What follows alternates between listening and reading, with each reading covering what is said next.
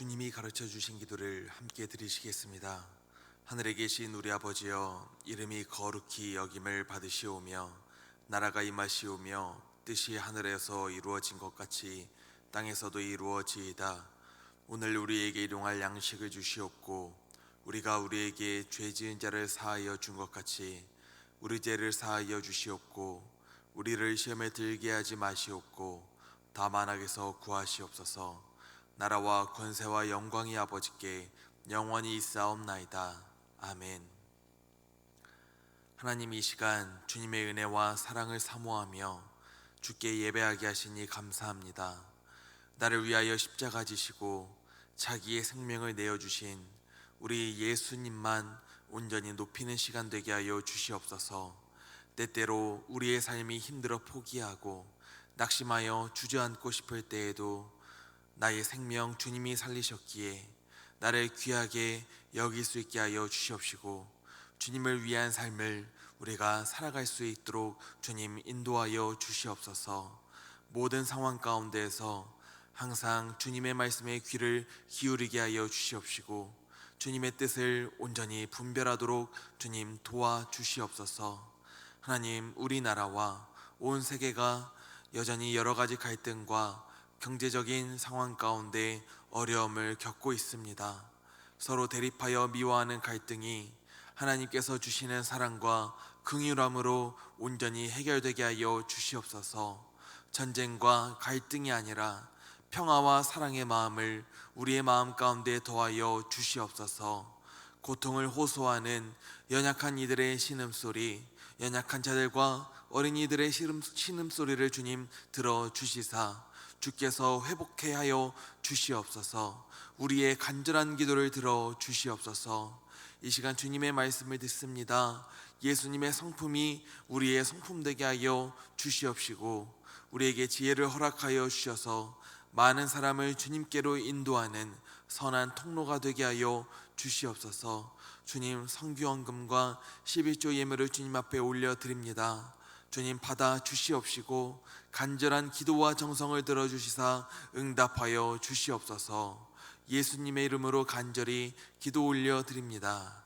아멘. 찬송가 453장 함께 찬송하도록 하겠습니다. 찬송가 453장 예수 더 알기 원하네 찬송하도록 하겠습니다. 예수 더 알기 원하네 크고도 넓은 은혜와 대속해 주신 사랑을 간절히 알기 원하네. 내 평생의 소원, 내 평생의 소원, 대속해 주신 사랑을 간절히 알기 원하네. 성령이 스승되셔서 진리를 가르치시고 거룩한 뜻을 깨달아 예수를 알게 하소서. 내 평생의 소원, 내 평생의 소원, 대속해 주신 사랑을 간절히 알기 원하네. 성령의 감화 받아서 하나님 말씀 배우니 그 말씀 안절안절히 내 맘에 교훈되도다. 내 평생의 소원, 내 평생의 소원, 대속해 주신 사랑을 간절히 알기 원하네. 예수가 계신 보좌는 영광에 눌려 있도다. 평화의 왕이 오시니 그 나라 왕성하도다. 내 평생의 소원, 내 평생의 소원, 대속해 주신 사랑을 간절히 알기 원하네. 아멘. 우리에게 주시는 하나님의 말씀은 마태복음 27장 17절에서 19절 말씀입니다. 마태복음 27장 17절에서 19절 말씀, 신약성경 50면입니다. 마태복음 27장 17절에서 19절 말씀을 함께 봉독합니다. 그들이 모였을 때 빌라도가 물어 이르되 너희는 내가 누구를 너희에게 놓아 주기를 원하느냐, 바라바냐 그리스도라 하는 예수냐 하니, 이는 그가 그들의 시기로 예수를 넘겨준 줄 알미더라. 총독이 재판석에 앉았을 때 그의 아내가 사람을 보내어 이르되 저 옳은 사람에게 아무 상관도 하지 마옵소서. 오늘 꿈에 내가 그 사람으로 인하여 애를 많이 태웠나이다 하더라. 아멘. 워싱턴 주립대학교의 존 가트맨 교수님이라고 하는 분은 35년 가까이 3,000쌍 이상의 부부를 연구한 결과 이혼하는 부부에게서 6가지 신호를 발견하게 되었는데, 그 6가지 신호 중 대부분이 다 말에게서 비롯됐던 것이라고 합니다. 우리는 다른 사람의 말 때문에 절망하고 의도치 않게 튀어나온 말들로 상대방에게 상처를 주기도 합니다. 어른의 대화법이라고 하는 책을 지은 소통 전문가 임정미 씨는 때와 상황에 적절한 말로 상대방과 좋은 관계를 맺기 위해서는 반응하지 말고 대응하라고 말합니다. 반응이란 무의식적이고 습관적으로 나타내는 행동을 말하고, 대응은 의식적이고 선택적으로 나타내는 행동을 의미합니다. 누군가가 약속 시간에 늦게 되었을 때를 가정한다고 한다면 반응하는 사람은 너는 왜 이렇게 된 게 맨날 늦냐, 지금 사람을 무시하는 거냐 라고 말을 합니다. 반응이 습관이 된 사람은 버럭 화를 내거나 자기의 화를 참지 못하고 상대방의 인격을 비난하거나 비아냥거리며 말합니다. 이렇게 반응하여 말을 하다 보면은 상대방도 처음에는 미안해 하다가도 그 말을 듣고 발끈하게 됩니다.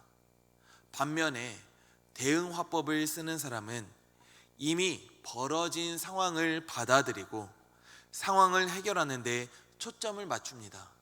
무슨 급한 일이라도 있었니? 연락 안 돼서 걱정했잖아. 앞으로는 걱정이 안 되게 미리 연락이라도 조금 해줬으면 좋겠어. 이렇게 말한다면 미안함을 가지고 있던 상대도 자기의 잘못을 인정하고 더욱더 자기의 행동에 있어서 조심하게 된다고 합니다. 반응할 것인지 대응할 것인지 순간의 선택이 관계와 결과를 좌우한다는 사실을 우리는 깨달아야 하는 줄 믿습니다. 그래서 우리는 같은 말이라도 지혜롭게 할 수 있도록 깨닫고 노력해 나가야 되는 줄 믿습니다. 오늘 본문에는 빌라도 앞에 선 예수님의 이야기가 나옵니다. 빌라도는 예수님의 재판을 맡는 것을 처음부터 탐탁하게 여기지 않았습니다. 그래서 예수님을 끌고 왔을 때 빌라도는 너희가 그를 데려다가 너희 법대로 재판하라고 합니다. 왜냐하면 빌라도가 볼 때는 예수님께서 로마 제국에 대항하여 폭동과 반란을 일으키려고 하는 정치범이라고 하기보다는 유대 종교법과 관련된 종교범이었기 때문입니다. 하지만 종교 재판을 담당해야 하는 사내들인 공회에서는 누군가를 사형에 처할 수 있게 만드는 권한은 없었습니다. 그래서 대제사장들은 예수님을 끌고 와 예수님을 가리켜 이자가 자기를 향하여 말하기를 유대인의 왕이라고 말합니다. 그러니 이 사람을 십자가에 못 박으라고 말하며 시위와 소동을 일으켰고, 결국 이것이 더 큰 소동으로까지 일어날 것을 염려한 빌라도는 재판을 맡게 된 것입니다. 성경 곳곳에는 예수님에 대한 증언들이 종종 등장합니다. 그런데 여기 비교적 교회에서 많이 회자되지는 않지만 빌라도의 재판 과정 가운데 누구보다 예수님에 대한 확실한 증언을 했던 사람이 있습니다. 그 사람은 바로 오늘 19절 말씀에 기록된 빌라도의 아내입니다. 그녀는 평소에 예수님을 직접 만나서 가르침을 들어본 적이 없습니다. 성경을 잘 알지도 못하는 이방인이었습니다. 하지만 그녀는 예수님이 하시는 일에 대한 소문은 들었을 것입니다. 그러면서 그분이 어떤 분인지 어렴풋이 알아갔을 것이고 관심을 가지고 있었을 것입니다. 그리고 그녀는 재판하는 말 꿈을 주신 하나님의 가르침을 겸손하게 받아들였습니다. 빌라도의 아내는 19절에서 예수님을 가리켜 말하기를 옳은 사람이라고 합니다. 여기서 옳다라는 말은 전혀 무음하다라고 하는 뜻으로 거룩한 예언자나 메시아를 설명할 때 사용하는 말이었습니다. 빌라도의 아내에게 있어서 예수님께서는 의로우신 분이셨고, 예수님께 어떤 식으로든 상관하여 해를 입힌다면 그것이 자기를 몹시 괴롭게 할 것을 알고 있었습니다. 그렇기 때문에 그녀는 어떻게든 서둘러서 자신의 남편이 예수님을 재판하는 것으로부터 손을 떼라고, 그리고 풀어주라고 간청하려고 하고 있었습니다. 하지만 그녀는 매우 급한 상황 가운데서도 감정적으로 빌라도에게 말하기보다는 지혜롭게 자기의 이야기를 전달합니다. 빌라도가 재판석에 앉아 있을 때, 즉 빌라도가 공인의 자리에서 많은 사람들 앞에 서 있을 때 자기가 직접 찾아가 말하기보다는 사람을 보내어서 이야기를 전하는 것입니다. 빌라도는 많은 사람들을 책임지고 법을 집행해야 되는 총독의 자리에 있던 사람이었습니다. 그런데 본인이 직접 가서 말을 전하고, 그리고 빌라도가 판결에 있어서 마치 영향을 받게 된 듯한 그런 모습을 보여준다면 그것은 남편의 총독으로서의 권위가 상실될 수 있는 일이었습니다. 그녀는 남편의 권위를 세워주고 존중해주기 위하여서 감정적으로 행동할 수 있는 그런 상황 가운데서도 사람을 보내어서 자기의 이야기를 전달하게 한 것입니다. 남편들은 내 아내가 나를 존중해주고 있음을 느낀다면 자기도 더욱 세심하게 아내의 의견을 존중해서 듣게 됩니다. 그렇게 아내의 지혜로운 호소는 빌라도가 예수는 무죄하다는 올바른 판단을 내리는데 도움을 줬을 것입니다. 또한 오늘 본문 말씀의 시대적 배경에서는 여자는 법을 집행하는데 함부로 관여하거나 의견을 낼 수 없었습니다. 만약 여자인 그녀가 직접 찾아가서 평상시 남편에게 이야기하듯이 자기의 이야기를 전달했다면 사람들은 빌라도가 내리게 되는 옳은 판단을 신뢰하지 않았을 것입니다. 오히려 여자가 함부로 껴서 또는 여자의 말에 현혹되어서 잘못된 결정을 내렸다고, 공직자로서 올바른 판단을 내리지 못했다고 언성을 높였을 것입니다. 빌라도의 아내는 이 사실을 알고 사람을 보내어 자기의 의견을 조용히 전달할 수 있게끔 지혜롭게 행동한 것입니다. 베드로는 베드로전서 3장 1절에서 아내분들에게 말하기를 자기 남편에게 순종하라고 합니다. 베드로가 이렇게 가르친 것은 여성을 차별하기 때문에 그렇게 말한 것이 아니었습니다. 보통 한국교회 전체 성도님들의 70% 정도가 여성 성도님이라고 합니다. 지금도 새벽 예배를 이렇게 드리는 모습을 보게 되면은 남성분들보다는 우리 여성 성도님들이 훨씬 더 많이 있으시죠. 지금도 그랬듯이 당시 초대교회에도 그랬습니다. 그러다 보니까 아내는 예수님을 믿고 있지만 남편은 예수님을 믿지 않고 있는 경우가 상당히 많이 있었습니다. 그런데 만약 예수님을 믿는다고 하는 내 아내가 여전히 나를 존중해 주지 않고 나에게 감정적으로 반응하며 비난하고 비아냥거린다면 어떤 남편이 아내가 믿는 하나님을 함께 존중하며 그분을 섬길 수가 있겠습니까? 베드로가 아내들을 향하여서 남편에게 순종하라고 한 것은 남편이 존경받을 만한 사람이기 때문에 순종하라고 한 것이 아닙니다. 베드로가 이렇게 말하면 먼저 예수님을 믿고 하나님의 뜻대로 살아가려고 하는 아내들을 향하여서 남편에게 지혜롭게 대해달라고 하고 있는 것입니다. 아내가 남편의 권위를 존중하고 세워줄 때 또한 아내로서 사랑받을 수 있음을 알고 있었기 때문에, 그리고 이러한 아내의 순종이 남편에게 선한 영향력을 끼칠 수 있음을 알고 있었기 때문에 베드로 사도는 아내들을 향하여서, 먼저 예수님을 믿고 있는 아내들을 향하여서 남편에게 순종하라고 한 것입니다. 베드로는 말합니다. 남편에게 순종하면 비록 예수님을 믿지 않는 사람일지라도 아내 여러분들의 행실로 말미암아 구원을 얻게 될 것입니다.